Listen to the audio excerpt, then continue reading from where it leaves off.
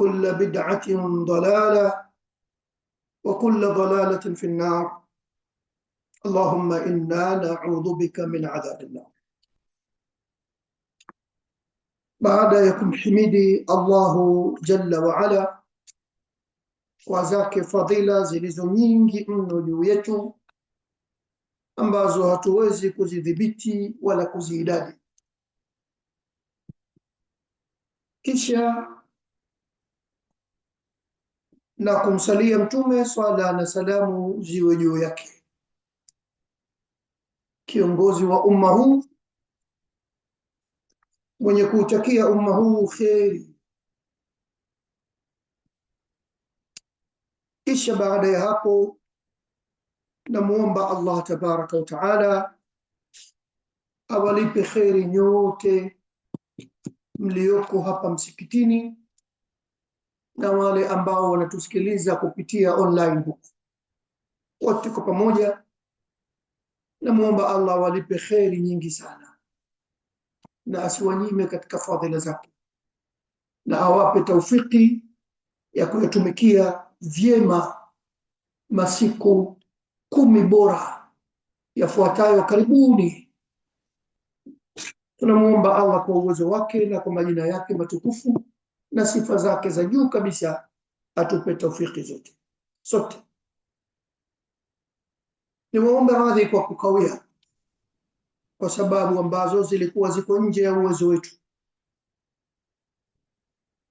na kwa subra yenu hiyo mlioifanya, basi Allah anawalipa wenye kusubiri malipo yasiyo na hisabu. Ndugu zangu Waislamu, kwa taufiki yake Allahu jalla wa ala,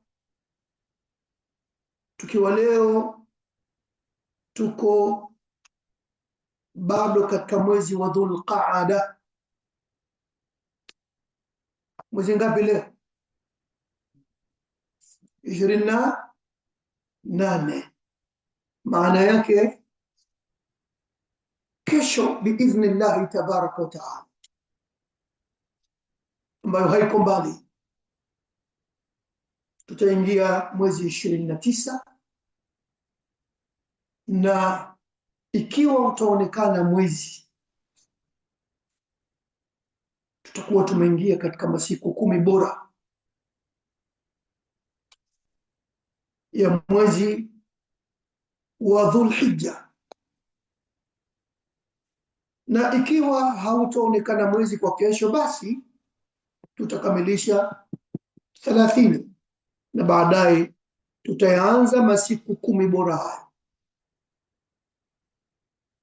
Namuomba Allah walipe kheri wale ambao mfikiria kwamba kuna haja kubwa ya sisi Waislamu kukumbushana juu ya fadhila ya masiku haya 10 bora na nini cha kufanya, wakaonelea waandae kikao hiki kitakachodumu kwa uwezo wake Allah tabaraka wa taala leo kidogo, na biidhnihi tabaraka wa taala kesho, na kwa taufiki yake Allah tabaraka wa taala na kesho kutwa, ili tupite katika risala inayoitwa ahkamu ashri dhilhijja wa ayamu tashriq, hukumu za siku 10 za mwezi wa Dhulhijja na masiku ya ayamu tashriki. Risala hii imeandaliwa na al-Sheikh Ibrahim bin Abdullah al-Mazru'i, afa Allahu anhu. Ndani yake biidhnillahi tabaraka wa taala tutajifunza mambo ya msingi kabisa. Ni risala ndogo sana kwa jengo, lakini imebeba mambo muhimu mno na ni makubwa sana ambayo sisi tunayahitajia. Nianze risala hii kama mwenyewe al-Sheikh hafidhahullahu ta'ala alivyoanza, bismillahir rahmanir rahim, alhamdulillahi rabbil alamin, wassalatu wassalamu ala khatamin nabiyyin, wa ashhadu an la ilaha illa Allah wahdahu la sharika lah, wa ashhadu anna Muhammadan abduhu wa rasuluh. Amma ba'd. Baada ya himdi hiyo fupi, kisha akasema amma baada ya himdi hiyo, fa inna min fadlillahi ta'ala ala ibadihi, hakika katika fadhila za Allahu ta'ala zilizo juu ya waja wake, an an'ama alaihim bil mawasi al-azima, katika fadhila za Allah zilizo juu ya waja wake ni kule kuneemesha juu yao kwa kuwapa misimu mikubwa, wal ayami alfadila, na kuwapa masiku bora, litakuna maghnaman lita'i'in, ili misimu hiyo na masiku hayo bora iwe ni pahala pa umma, pahala pa waja hao kuchukua ngawira. Litakuna maghnaman, ili misimu hiyo na masiku hayo ambayo Allah ameyaneemesha juu ya waja wake iwe ni pahala pa kuchukua ngawira, lita'iina, kwa wale waja wenye kumtii Allah subhanahu wa ta'ala, wa maidanan, na uwe uwanja masiku hayo, misimu hiyo iwe ni uwanja, litanafusil mutanafisin, ya kushindana wenye kushindana. Wa min hadhihi,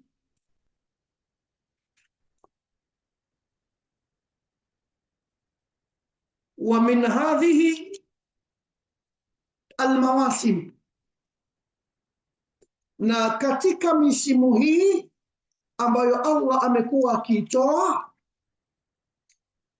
ashru dhulhijja, ni siku 10 za mwezi wa Dhulhijja, wa ayamu tashriqi ba'daha, na siku za ayamu tashriqi zinazokuja baada ya siku 10 hizo. Anasema haithu anna hadhihi al-ayyam, katika namna ambayo masiku haya 10 na yale 3 yanayokuja baada yake, kanat mahallan li ummahati al-ibada, masiku 10 hayo imekuwa ni pahala pa mama wa ibada, mamama wa ibada. Yani anakusudia kusema ndani ya masiku 10 hayo ni pahala ambapo pana ibada za msingi mno. Mama ya ibada zapatikana katika siku 10 hizo. Min as-salah, kuanzia sala, wasiyam, wasiyami, funga pia zimo, wasadaqa, sadaka pia zimo, walhajj, hija pia imo katika masiku hayo, waludhiya, na kuchinja pia kumo katika masiku hayo, watakbir, na takbira zimo katika masiku hayo, wa ghairiha, na mengineyo katika ibada za msingi kabisa. Nafasi kama hili adhimu mno. Kule tulikotoka muda si mrefu uliopita katika Ramadhani, kulikusanyika ibada nyingi, lakini hija haijakuwemo. Sala zilikuwemo na ibada nyingine nyingi, umra pia ilikuwemo, lakini ile hija haijakuwemo. Lakini hapa katika masiku haya 10 yafuatayo, zile za kule nyuma zilizokuwemo katika Ramadhani zimo, lakini pia ndani yake kuna na hija. Ndani ya masiku 10 haya pamekusanyika. Anasema al-Sheikh, wal-muslim mutalabun بأن يعمر هذه الأيام بأنواع القربات. Basi muislamu ni mwenye kutakiwa ayaimarishe masiku haya kwa namna tofauti tofauti za kujikurubisha kwa Allah subhanahu wa ta'ala. Kuli kwenye Ramadhani tulikuwa nayo nafasi hiyo kwa siku maalum, kisha ikaondoka ile Ramadhani. Hapa baada ya siku 2 zinazokuja mbele, hapa tunaingia tena katika msimu mwingine. Ndipo Sheikh aliposema kule nyuma katika mambo ambayo Allah ameuneemesha mno, amewaneemesha mno waja wake ni kuwajalia misimu katika kila kipindi. Muda fulani hivi Allah anawapa msimu fulani, vuneni. Iwe ni pahala pa kuchukua wao ghanima, ngawira. Na haya ni katika mambo ambayo Mtume alikuwa yakimliza juu ya umma wake. Kila wanapokuwa umma wake wakipewa fursa kama hizi, basi ni katika yale maombi ya Mtume sallallahu alayhi wa alihi wasallam, au ni katika kile kilio cha Mtume sallallahu alayhi wa alihi wasallam alipomlilia Mola wake kuhusiana na watu wa umma wake. Siku moja anasimulia al-Imam Muslim kutokana na hadithi ya Abdullah bin Amri, anasema tala Rasulullah sallallahu alayhi wa alihi wa sallam qawla Allah fi Ibrahim. Siku moja Mtume alisoma kauli ya Allah kuhusiana na nabii wake Ibrahim. Mtume anaisoma kauli ya Allah inayohusiana na nabii Ibrahim. Nabii Ibrahimu akawa anawashitaki watu wa umma wake kwa Mola wake. Mtume akaisoma kauli rabbi innahunna adlalna kathira minan nas. Mola wangu, hakika haya masanamu haya yamewapoteza wengi kati ya watu. Kuna watu wengi wamepotea kwa sababu ya masanamu haya. Faman tabi'ani. Kisha Ibrahimu akamwambia Mola wake, hakika yoyote yule atakayenifuata mimi katika watu hawa ulionituma kwao, fa innahu minni, hakika huyo ni katika mimi, huyo yupo katika njia yangu, namuombea huyo. Waman asani, na yoyote yule atakayeniasi mimi, basi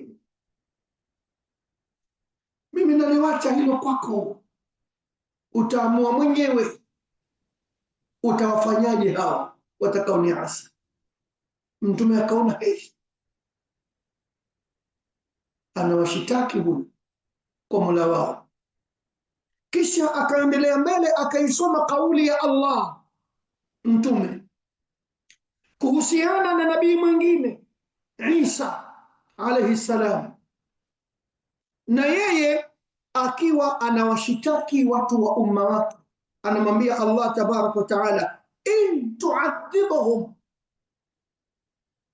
ewe Mola wangu, iwapo utawaadhibu hawa wafuasi wangu hawa, kama utawaadhibu hawa, fa innahum ibaduka, hakika hao ni waja wako mwenyewe. Mesitii neno in tu'adhibhum fa innahum ibaduka, ukiwaadhibu ni waja wako. Wa in taghfir lahum, na iwapo utawasamehe basi pia ni waja wako mwenyewe. Fa innaka antal azizul hakim, hakika wewe ni mwenye nguvu na mwenye hikma sana. Ni aya 118 katika suratu Al-Maida. Mtume akasoma kauli mbili hizi zikamliza sana, akawaona manabii wenziwe wanapeleka mashtaka kwa Allahu jalla wa ala kuhusiana na watu wao, wafuasi wao, aliyepotezwa na masanamu. Basi Ibrahim anamwambia Allah, in tu'adhibhum, anamwambia Ibrahim, rabbi innahunna adlalna kathiran min an-nas faman tabi'ani fa innahu minni. Musa Isa naye anamwambia Mola wake, ukiwaadhibu ni waja wako mwenyewe, mesitii maneno, na ukiwasamehe basi wewe ni mwenye nguvu na mwenye hikma sana. Mtume baada ya kuyasoma hayo, fabaka, akalia, akaangua kilio. Mtume analia, Allahu jalla wa ala akamtoa Jibril akamwambia, nenda kwa Muhammad, inzil ila Muhammad fasalhu ma yubkika, nenda kwa Muhammad na kamuulize ni nini kinakuliza. Huku akiwa Allahu jalla wa ala anafahamu fika na anajua kabisa kipi hasa kinamliza mtume wake. Amwambia kamuulize. Jibrili akashuka kwa mtume akampa salamu mtume zitokazo kwa Mola wake, kisha akamwambia, Mola wako amenituma nikuulize kipi kinakuuliza.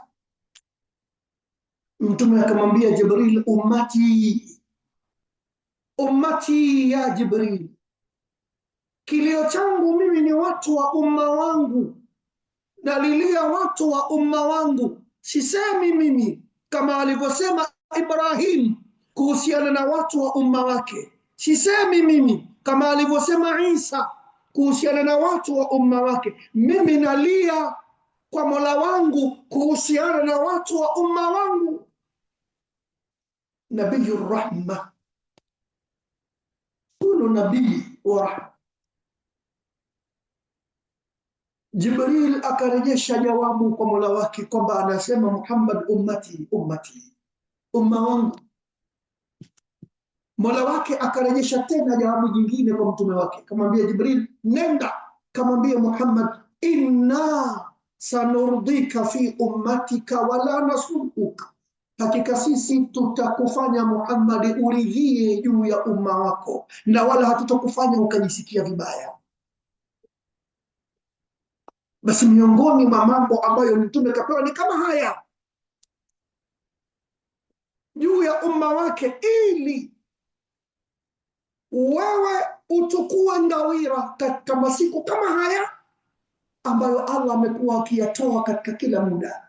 Umma huu kapewa vitu vingi, mara wamepewa Ramadhani na mara ndani yake wakapewa Ashrul Awakhir, masiku 10 ya mwisho, na mara ndani yake Ashrul Awakhir wakawa wamepewa Lailatul Qadr. Mara zikimaliza hizo wanapewa miezi 4 mitukufu, Dhulqaada, Dhulhijja, Muharram wa Rajabu.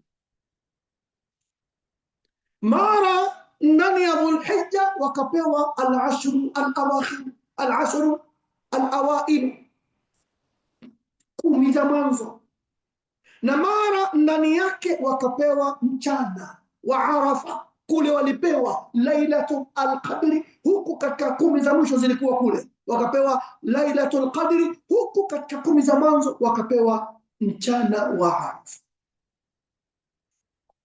Na mara baadaye wanakuja kupewa siku nyingine ya Ashura. Almuradi, kila baada ya muda wamekuwa wakitunukiwa kitu, ili kama Sheikh aliposema hapa, iwe ni pahala pa wao kuchukua ghanima. Fursa hii adhima inayokuja baada ya siku 2 tu au chache tu. Leo tukiwa na mwezi 28, si ndio?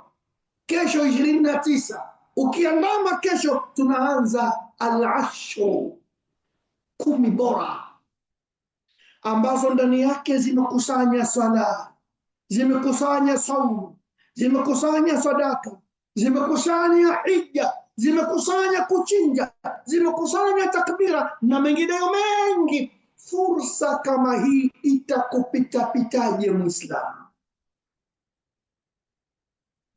Ikawa wazembea au washughulika sana na mambo mengine ya kidunia, halafu golden chance hii ikawa inakupita hivi hivi kama zinavyokupita siku nyingine, au kazichukulia siku hizi ni siku za kawaida tu kama yalivyo masiku mengine. Sheikh amesema, walmuslimu mutalab bi an ya'mura hadhihi al-ayyam bi anwa'i al-qurbat.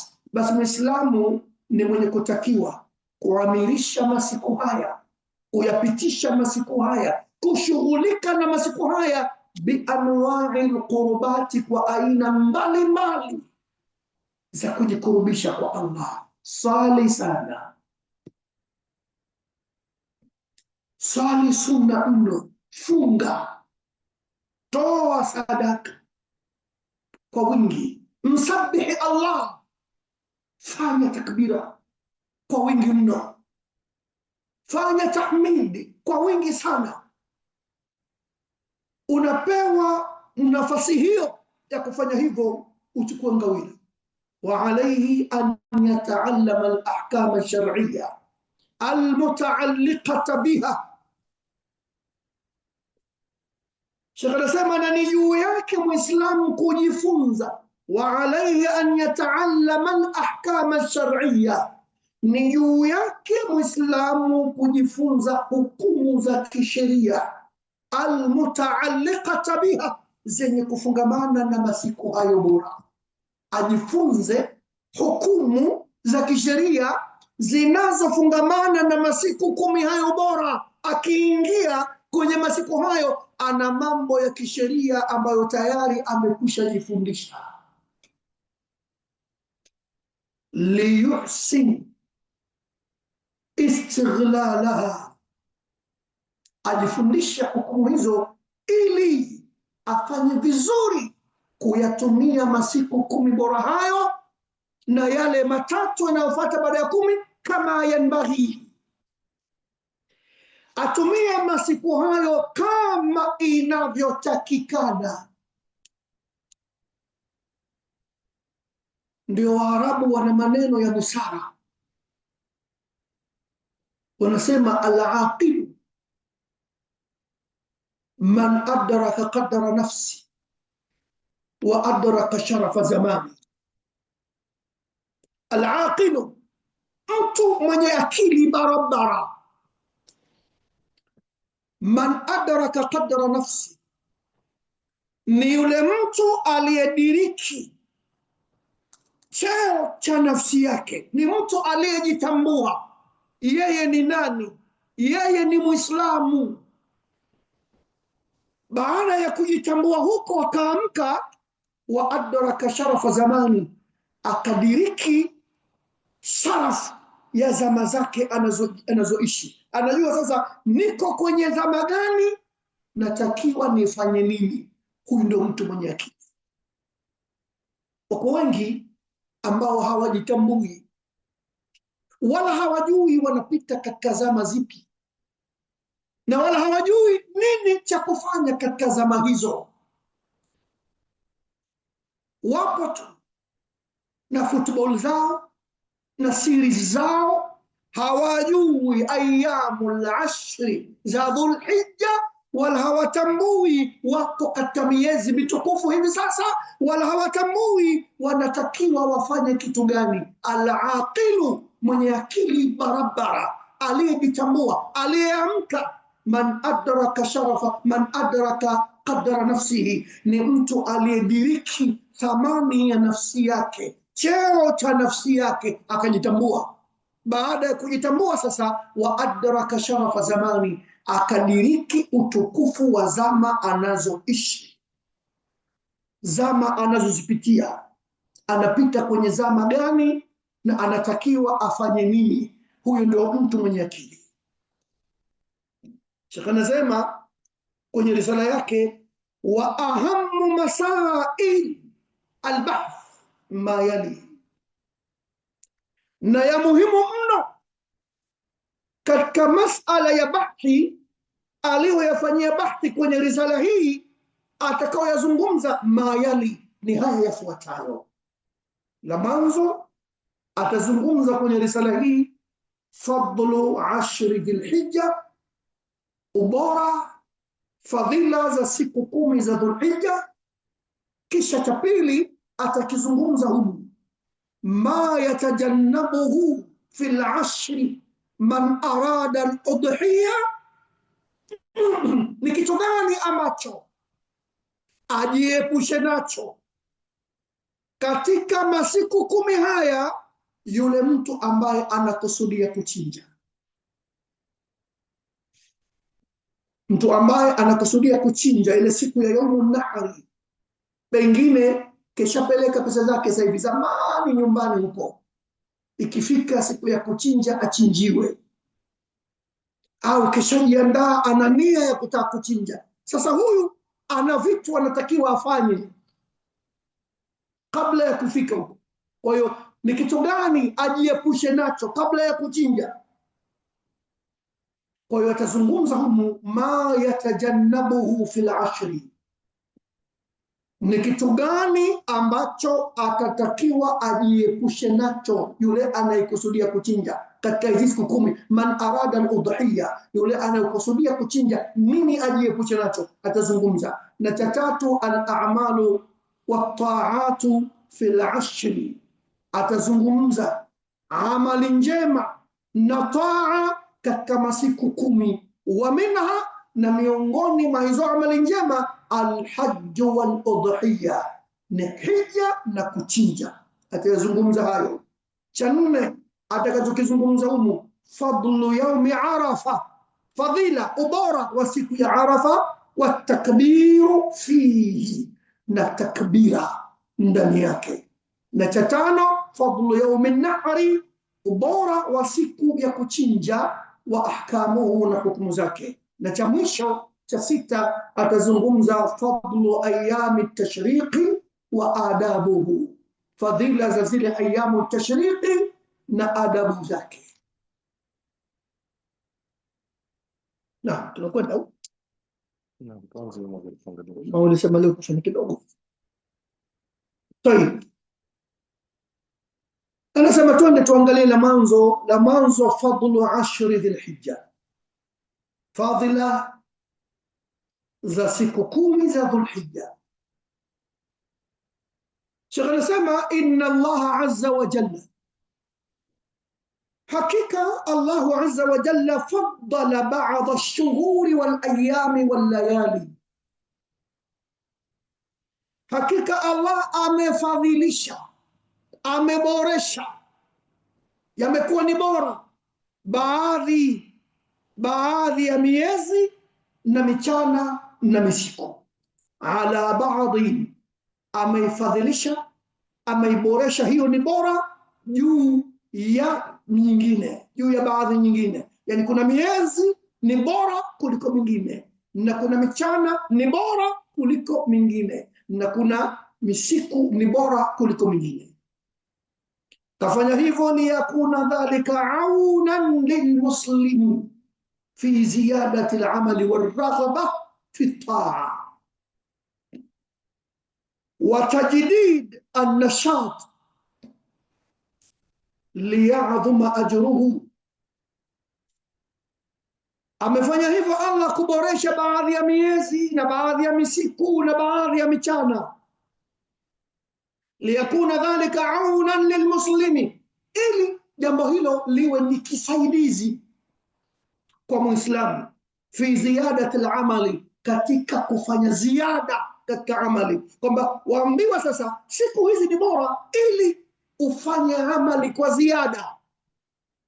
Usiku huu ni bora ili uzidisha amali katika usiku ule, iwe ni kisaidizi fi ziyadati al-amali, katika kufanya ziada katika amali njema, waraghaba, na ili upate raghba, watiwa raghba kwamba usiku huu, siku 10 hizi ni bora, ili wewe watiwa raghba fi taa, katika jambo la utiifu, watajdid an-nashat, pamoja na kuifanya upya ile nashat, ule uchangamfu wako katika mambo ya taa na ibada, uwe umepata upya, kama kwamba umezaliwa upya katika kitu hicho. Ameyafanya hayo Allah liya'dhuma ajruhu, ili malipo yake yawe makubwa, wayahdha binasibin wafirin min athawabi, na ili Muislam apate kuchukua fungu kubwa lenye kutosheleza katika malipo. Ndio maana waambiwa mwezi wa Ramadhani ni bora zaidi, na shati ichangamke, na baadaye uchukue sehemu kubwa katika malipo. Na mara waambiwa siku 10 za mwisho za Ramadhani uzidi ile shati yako na uchukue hadhi inayotakikana. Na mara waambiwa ndani yake kuna Lailatul Qadri bora min 1000 shahrin, na shati yako ichangamke zaidi. Na ndio maana Mtume ilikuwa kila Ramadhani inapokuwa mbele, yeye ndo anazidi katika taa, tofauti na sisi kila ikenda mbele ndio tupunguza, kwa sababu malengo yake ni kuchangamsha ile nashati. وقد فضل الله تعالى 10 ذي الحجة على غيرها من الأيام.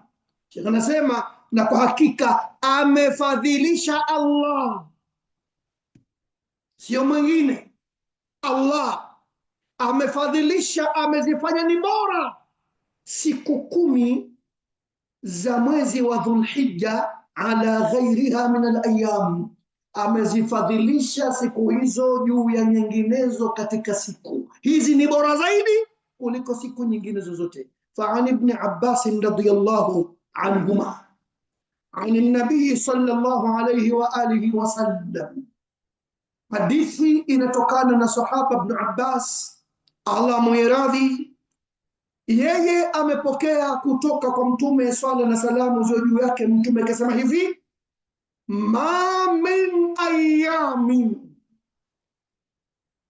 hakuna katika masiku, al-amalu salihu fihinna ahabbu ila Allah minhu fi hadhihi al-ayyam al-ashr. Hakuna katika masiku amali njema, amali njema ikawa yapendwa mno, yapendeza mno kwa Allah kuliko masiku haya. Yani Muislamu ukiambiwa hivyo unajisikiaje? Unapata nashati gani? Mtume wako anasema kwamba hakuna katika masiku amali njema ikawa yapendwa mno. Yani kikawaida amali njema yapendeza kwa Allah subhanahu wa ta'ala. Allah anapenda amali njema. Lakini sasa Mtume anasema hakuna katika masiku amali njema ikawa yapendeza mno mbele ya Allah kuliko amali njema inayofanywa katika masiku haya 10 ya mwezi wa Dhulhijja. Maneno haya ya Mtume masahaba yakawashitua. Wanachokijua katika amali zilizokubwa, zilizo nzuri, zinazopendeza mbele ya Allah katika masiku mengine ni jihadi. Kwa hiyo Mtume akasema hakuna amali inayopendeza kuliko ile inayofanywa katika masiku 10 haya. Maswahaba wakamuuliza, qalu, wakasema kumwambia Mtume, walal jihadu fi sabilillah, hata jihadi haina nafasi mbele ya amali njema nyingine inayofanywa katika masiku haya 10? Walal jihadu fi sabilillah, hata jihadi pia. Wanajua wao masahaba jihadi ina malipo makubwa mno mbele ya Allah, na mtu akiwa washahidi malipo yake ni ya ajabu kabisa, na amali hiyo yapendwa mno kwa Allah. Sasa Mtume anakuja na maneno kwamba hakuna amali inayopendeza kuliko ile inayofanywa mbele ya Allah, kuliko ile inayofanywa katika masiku 10 haya. Hayo hapo yako mbele hayo. Ikabidi hapa waulize, hata jihadi pia haifui dafu hapo, haina nafasi mbele ya amali ambayo itafanywa katika masiku 10 bora hayo? Qala, Mtume akasema kwa masahaba, walal jihadu fi sabilillah, hata jihadi vile vile, wala jihadi haina nafasi mbele ya amali njema nyingine inayofanywa katika masiku 10 haya, illa rajulun, isipokuwa labda jihadi yenyewe iwe ni mtu ambaye kharaja, ametoka yeye mwenyewe, binafsihi, mwenyewe katoka, wa malihi, akatoka na mali yake yote katoka nayo, walam yarji min dhalika bishai'in, ikawa hakurejea katika kutoka kwake huko na chochote. Nafsi yake imekwenda na mali yake yote imekwenda katika jihadi hiyo. Huyu hawezi kukutwa na amali njema nyingine. Lakini jihadi tu inokuwa haina hivi, basi na ile amali njema nyingine itakayofanywa katika masiku 10 haya, jihadi haina nafasi.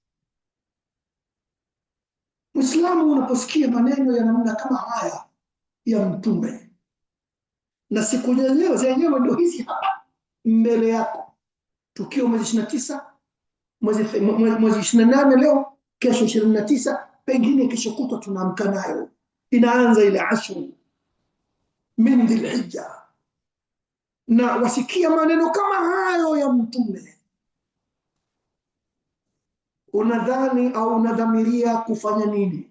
Unadhani hasa ufanye nini? Unafikiri labda huu ndio utakuwa muda wa kupiga soga tu barazani? Utabaki bado kuwa ni muda wa kuangalia mipira kwenye matelevision? Utabaki bado huu kuwa ni muda wa kuangalia series zisizokupita? Utabaki bado kuwa ni muda wa kukaa tu na kuperuzi huko kwenye mitandao, kupoteza masaa huko kwenye TikTok na mitandao mingine ya mambo mbalimbali ya kipuuzi? Bado utaendelea kwa ni muda huo, au utathamini maneno haya ya Mtume wako, usipoteze hata sekunde katika masiku 10 haya, ili uje ufurahi mno utakapokutana na Allah subhanahu wa ta'ala na yale uliyofanya katika masiku haya 10.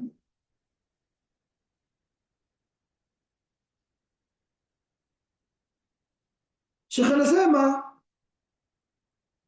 ma min amalin azka, yani katika hadithi nyingine, ukiwacha hiyo tuloisoma hiyo hadithi nyingine ya Mtume sallallahu alaihi wasallam, hiyo rawahu Ahmad, tuloisoma mwanzo, ameisimulia Imam Ahmad, kadhalika Imam Bukhari vile vile.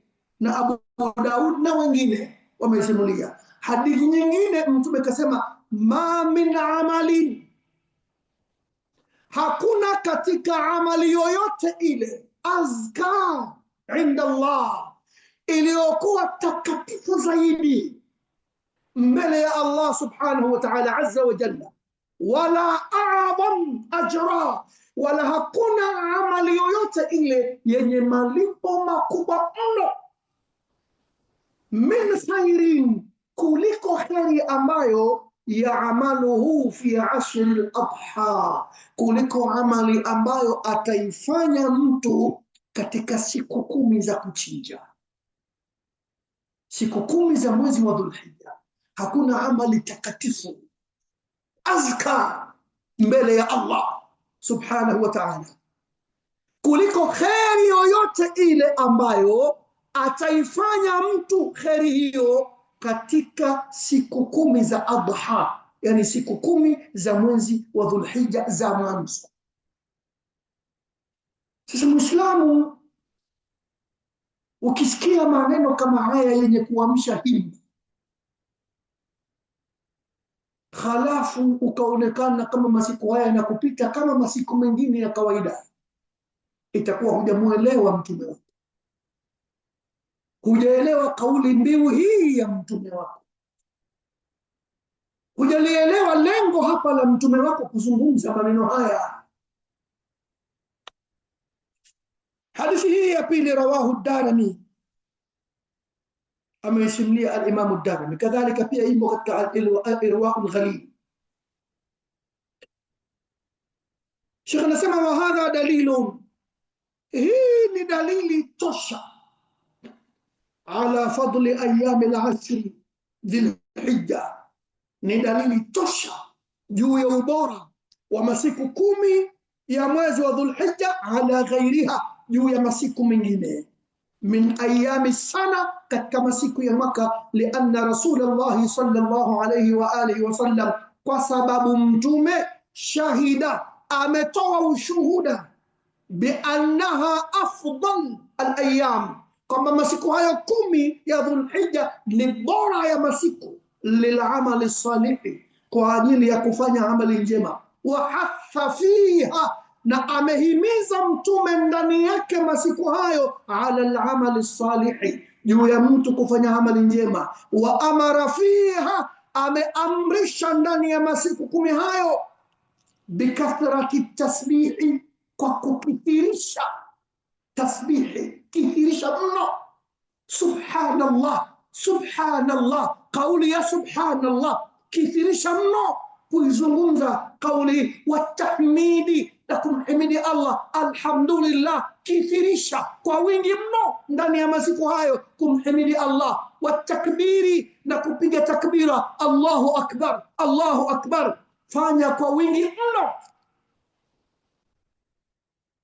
Fi qawlihi, amehimiza mtume hayo kwenye hii kauli yake, ma min ayamin, hakuna katika masiku, a'dham inda Allah, yaliyo na utukufu mno mbele ya Allah, wala ahabba ilayhi, wala hakuna masiku yaliyopendeza mno mbele yake Allah, wala ahabba ilayhi al-amal, wala hakuna katika masiku ambayo amali yapendeza mno kwake Allah, fihinna, katika masiku hayo, min hadhihi al-ayyam al-ashri, kuliko masiku haya 10, fa akthiru fihinna, kithirisheni katika masiku hayo 10, fanyeni kwa wingi sana, mina tahlili, fanyeni kwa wingi kumhalili Allah, semeni kwa wingi sana, la ilaha illa Allah, la ilaha illa Allah, semeni kwa wingi mno kauli hiyo, watakbiri, fanyeni kwa wingi mno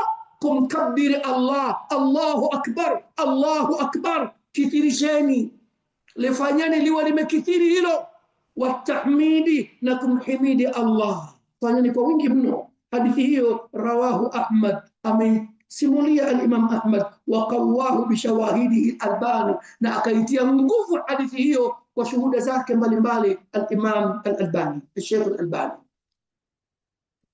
Wa mimma yadullu ala fadliha aidan, wa mimma yadullu ala fadliha aidan, na katika yale ambayo yanajulisha juu ya ubora wake siku hizo vile vile, katika mambo yanayojulisha ubora wake, anna fiha yaumu arafa, ni kwamba ndani yake masiku 10 haya kuna siku ya Arafa, wa yaumun nahri, na ndani yake iko siku ya kuchinja, yaumun nahri, wa fiha al-udhiyya, na ndani yake masiku haya kuna kuchinja, wal hajj, na ndani yake masiku haya kuna hija.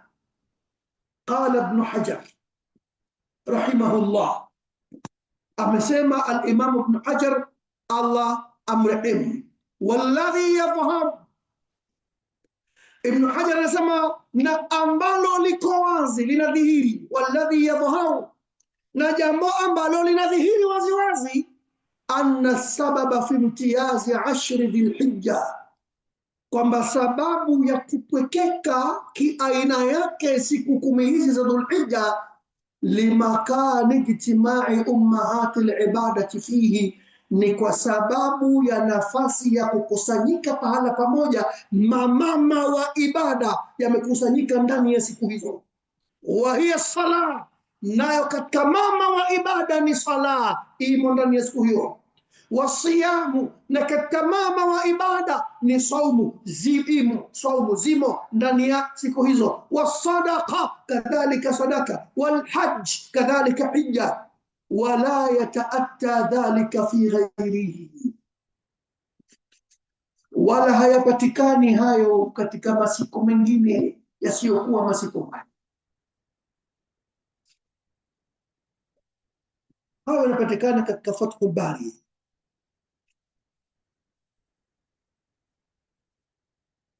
Hicho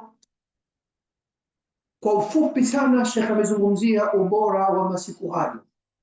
Nadhani tunasema tuchukue kimoja tu leo, kwa hiyo naktafi bihadha alqadr. Bila shaka tutakuwa tumestafidi kwa kiasi ambacho Allah ataturuzuku, ingawa yawezekana mfikishaji ikawa hakufikisha hasa namna ilivyostahili, lakini kwa taufiki ya Allah tunamuomba atupe taufiki ya kuyafahamu na kuyafanyia kazi. Ila huna wafaqa Allahu al-jamii. Kama kuna swali katika haya tutoe fursa watu waulize. Barakallahu fikum.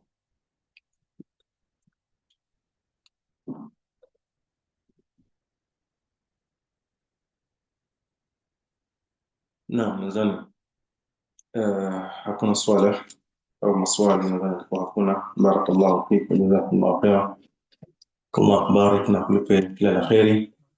Naomba Allah subhanahu wa ta'ala tujalie iwe sote tumefaidika na yale ambayo yaliyozungumzwa, na tumuomba Allah atupe tawfik tuwe wenye kuyafanyia kazi, na tujalie na tunyime katika yale yaliyo mazuri katika haya masiku yanayokuja na baada ya hapo. Kabla sijasahau, kama alivyotamka ustazi hapo awali, kwamba inshallah tunategemea kuendelea kesho biidhnillah, baada ya swala la asiri inshallah, na vile vile siku ya Jumapili biidhnillah, na tutategemea kuwa tutamalizia mwisho wa kitabu mpaka hiyo siku ya Jumapili. Omba Allah tujalie afya na atujalie tuwe wenye kuyawafikisha hayo biidhnillah tabaraka wa taala. Naam, katika majlisi hapa nadhani kuna ikhwa na mashekhe ambao walikuwa wakitusikiliza, wanasema wana maswali. Kwa hiyo kongamano la mashekhe linakutana. Barakallahu fik. Naam.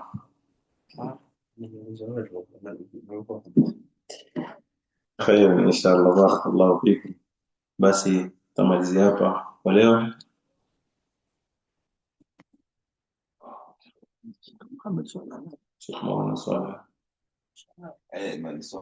Una swali? Naam, inshallah. Maalim, wale wanaoenda hija vipo nao wanatakiwa wafunge zile siku 10 au siku 9 Imani. طيب jazakallahu khairan wa barakallahu fik. Kwa wale wanaokwenda hija hawatakiwi kufunga ila funga zao za kafara.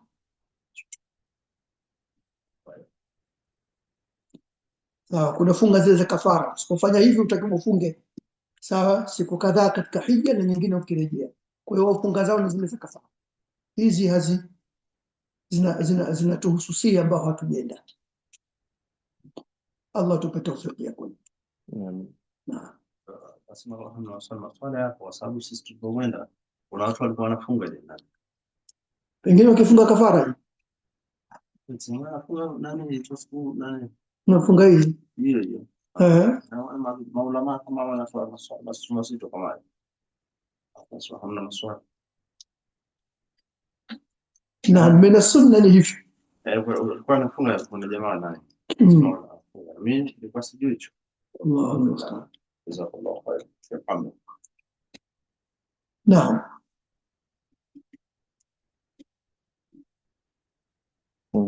Imesha. نعم Asante kwa kuzielewa sasa. نعم سبحانك اللهم وبحمدك أشهد أن لا إله إلا الله أستغفرك وأتوب إليك. بارك الله فيكم وجزاكم الله خير. السلام عليكم ورحمة الله وبركاته. وعليكم السلام ورحمة الله وبركاته. بلا شك هي مدنية. نعم أيوة أستاذ.